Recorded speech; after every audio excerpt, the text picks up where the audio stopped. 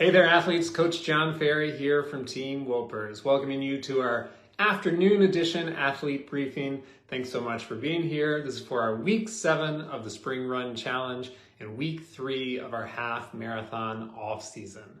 So as usual, we're going to just do a little week in review of what we got going on. So for our half marathon off season crew, hopefully you're starting to really feel like yourself again. Body's starting to recover from that big race, and hopefully you're enjoying getting a little bit of volume back into your calendar. Sure is nice after kind of an easy week or two to start to kind of phase back up a little bit. So the key right now is just to continue to stay patient. You don't want to push too hard, too fast, too soon. Allow your body to continue to recover and come back into your routine slowly. And our Spring Run Challenge, our week 6, our first key run was the 45-minute interval run. So the structure of these weeks is becoming eerily similar, right? We've got our interval run to start, we've got our VO2 max run, we've got our long run. So this 45-minute anaerobic capacity interval workout to start the week was just a little bit more time and zone than previous weeks. And we're continuing to work on power, efficiency, and raising that high-end cap.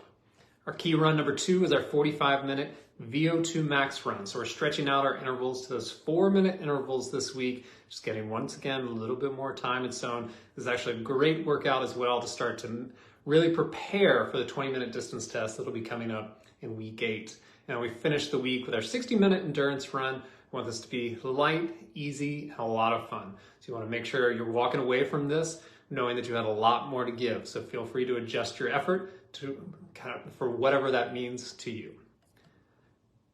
Reminder, as always, to keep going onto that website and checking the box to say you did the workout. So we're still chasing a 100% completion percentage as before. It is now the best way to put yourself in a position to be successful and see results in this challenge. So get in there, check the box, and aim for that 100%. Now to this week's workouts. So we're starting Spring Run Challenge. Run number 1, 45-minute interval run. As I mentioned, structure remains the same mostly this week. Starting with this, just one more progression of this workout. So just a little bit more time and zone. It's not going to be a drastic difference over what we've been doing. So we're having that 5 by 2 minutes on, 2 minutes off. The work to recovery ratio sticks as 1-to-1. So nice lengthy recoveries. Make sure you're taking advantage of those recoveries and getting prepared for the next set. Run number 2, 45-minute race pace run. So always create a little bit of confusion around this one, not on purpose. But so race pace is or test pace is the pace in which you ran your last 20-minute distance test. So it's the one pace of this challenge that's not currently listed on your pace zones up front. So the best way is, if you don't know it immediately offhand, is to go back and take a look at what that pace was over the average of the 20-minute test. So I saw a comment recently or earlier, someone started a little bit slower, finished a little bit faster. So where should they start? I would pick the average of the 20-minute test if you can find it. If you can't find it, it's okay. I would maybe just use that VO2 max pace. It's going to be a pretty close approximate, I have to imagine, for a lot of people. But try to do a little bit of homework and find that test pace, because what we're doing here is not only having a great workout, that's probably another VO2 max style workout, but this is a workout that is exactly applicable to what we'll be doing a week from now when we go into that 20-minute test. So the structure of the workout is so that we want to kind of touch on what we did before a few times in 3-minute segments. And then for our final 2-minute interval, we want to push beyond what we did before into a new pace range. And this would be an excellent opportunity to try out the pace range that you plan to actually use in the 20-minute test itself. So we'll talk about that a little bit more next week, but certainly the goal of the 8-week challenge is to improve the result of that 20-minute distance test. So potentially try just a touch above, whether it's 0.1 on a tread or a teeny bit of pace outside or a little bit of effort if you're running by effort level. We just want to take it a little bit faster than that previous baseline. Finish out the week with our run number 3 of our key runs, that 60-minute endurance run. Once again, should hopefully be the best run, most fun of the week. And one more time, always wanting to be walking away from your long run, whether it's 60 minutes, 20 miles, etc. feeling like you had much more to give, the last thing you want to do is walk away from these things feeling gassed. So adjust your level, adjust your pace and your difficulty to make sure you're walking away from these workouts with plenty of gas in the tank. Our half marathon off season. So we're going to start putting a little zip finally back in your week. So we're still adding volume. We're continuing to utilize striders, but we're going to kind of add this light progression run. So hopefully you noticed, took a look at the workout, that this is a little bit easier, maybe quite a bit easier than the progression run that we would do kind of in the bulk of training, where we might move from marathon to half marathon, maybe even to threshold and above for little sections of that progression run. This is really running through the range of your easy pace and just finishing for about 5 minutes at marathon pace. And just a reminder, marathon pace is a pace which you can maintain for many hours. So hopefully this won't pull you too far out of your comfort zone. What we're hoping for is it's just going to bring you back in a little bit to slightly harder running, getting your body a little bit more prepared to get back into structured workouts. So once again, don't rush too fast to get back to where you were just a couple weeks ago. Take this nice and light, and we're going to do a light progression run up to marathon pace, so you're starting to move a little bit faster one more time. You'll be back in no time, I promise it. Week 7 photo challenge here, our prepare for success. So share how you're using week 7 to prepare for success. We'll pick our favorite and send a little TW gear your way. Make sure to tag @TeamWilpers, @TeamWilpersRunChallenge, and hashtag Team Wilpers to participate. Hashtag Team Wilpers Run to participate. So a few questions that came up via the group. The question was, it takes me at least 20 to 30 minutes to warm up for a long run. Is there anything else besides running that I can do to warm up my body before a race starts? And so yes, absolutely. And what a great opportunity to utilize the lunge matrix and the 3D calf matrix that we've been working on, both certainly in the spring run challenge for a while and now in the half marathon off-season challenge. These are routines designed to move your body in 3 planes of motion, getting it much more able and ready to handle more vigorous activities. So excellent things to do. You know, if for some reason you haven't come across them yet, there are links to them on your online portal. They're on the Team Wilpers YouTube page, but these are both excellent mobilizations to do in advance of starting to run on harder days, easy days, etc. So do both of those things. In addition, if you're a bit of a slower starter, which happens to a lot of people, it's no big deal, I would bake that kind of into your race plan.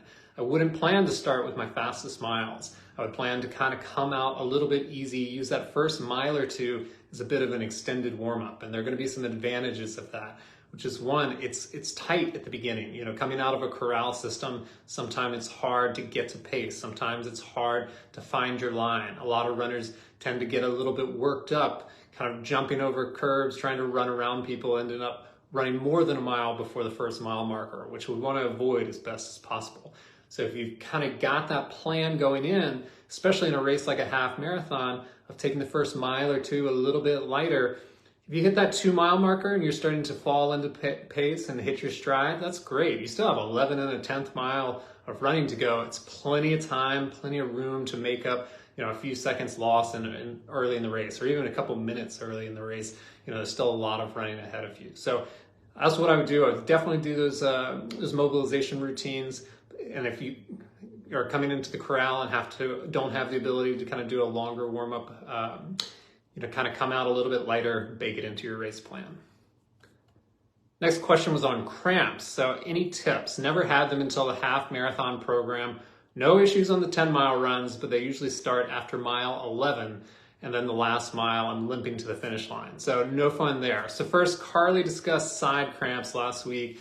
So this sounds a little bit more like muscle cramps, maybe calves, hamstrings, quads. So that's what I'm kind of address mostly here. But if for some reason you're curious on like side stitches, check out the week 6 briefing. Carly gave some great information on that. So 2 main causes, I think, with cramps and running, especially muscle cramps and running. And the first is going to be nutritional. So it tends to be a lack of electrolyte. The way to correct that is to be supplementing more during the race itself, during training and racing, is supplement the electrolyte loss.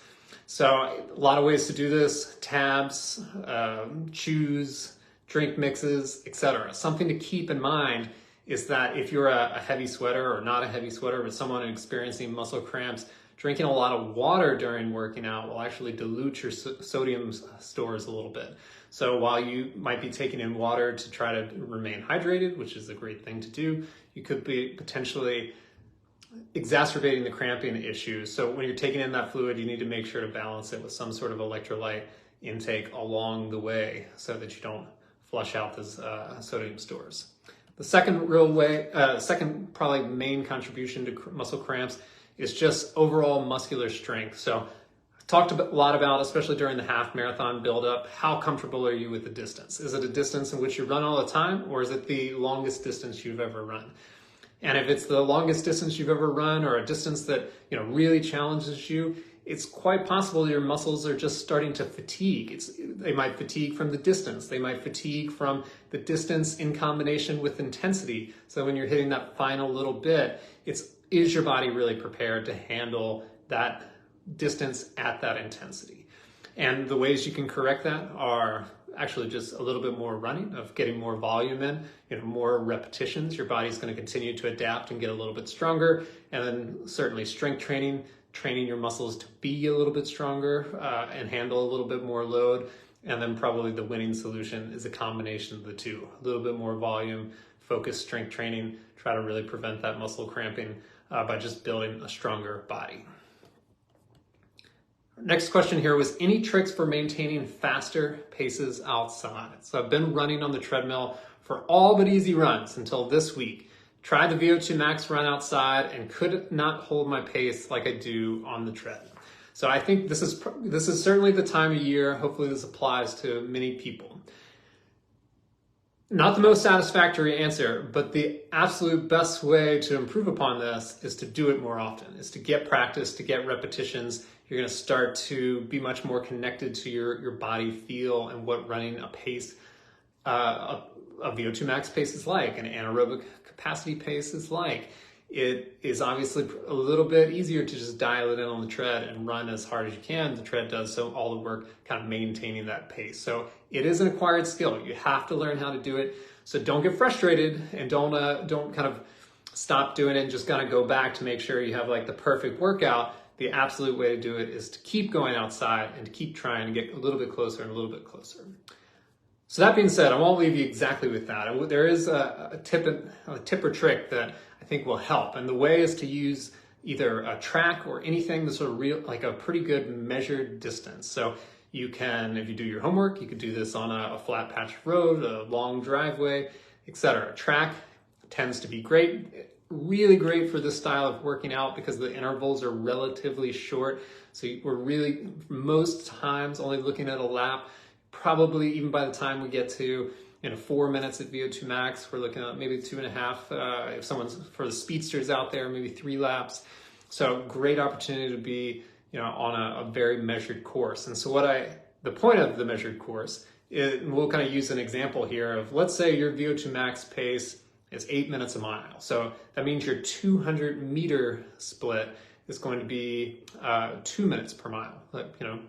400 meters, 1/4 of a mile, 1,600 meters, 1 mile, 4 loops around the track. So our 400 meter split is going to be 2 minutes at an 8 minute per mile pace.